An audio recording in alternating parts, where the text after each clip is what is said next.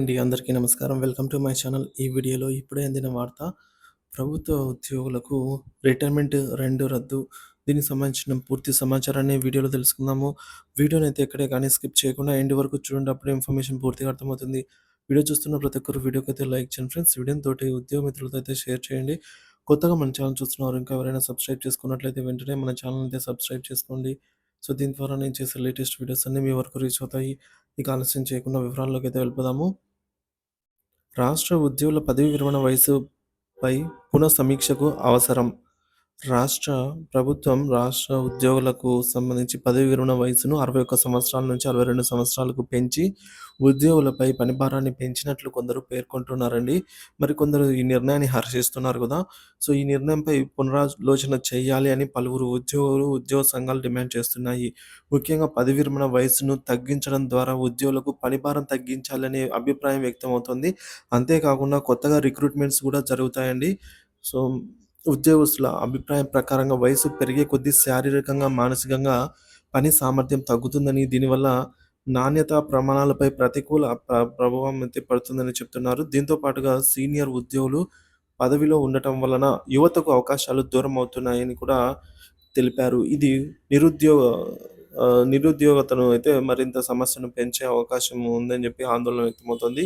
ఇక పోలీస్ శాఖ మరియు ఆర్టీసీ వంటి విభాగాల్లో చాలా ఒత్తిడితో కూడింది ఈ యొక్క శాఖలు, ఈ డిపార్ట్‌మెంట్‌లలో చేయవలసిన పనులు.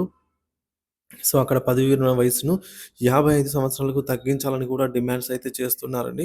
ఈ విభాగాల్లో పనిచేస్తున్న ఉద్యోగులు వయసు పెరిగే కొద్దీ ఆ ఒత్తిడిని తట్టుకోలేని పరిస్థితికి వెళ్తున్నారని చెప్పి వారి ఆరోగ్యము, జీవన నాణ్యత క్షీణిస్తోందని అయితే అభిప్రాయపడుతున్నారు.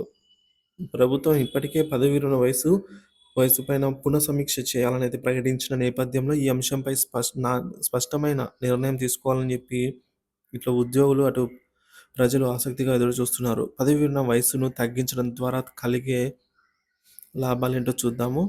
సో, ఉద్యోగ భర్తీకి కొత్త అవకాశాలైతే కలుగుతాయండి. యువతకు అవకాశాలొస్తాయి. తొందరగా రిటైర్ అవుతే తొందరగా రిక్రూట్‌మెంట్ జరుగుతుంది దీనివల్ల. సో, యువతకు ప్రభుత్వం ఉద్యోగాలపై ఆసక్తి పెరుగుతుంది. రెండవది పని నాణ్యత పెరుగుతుంది.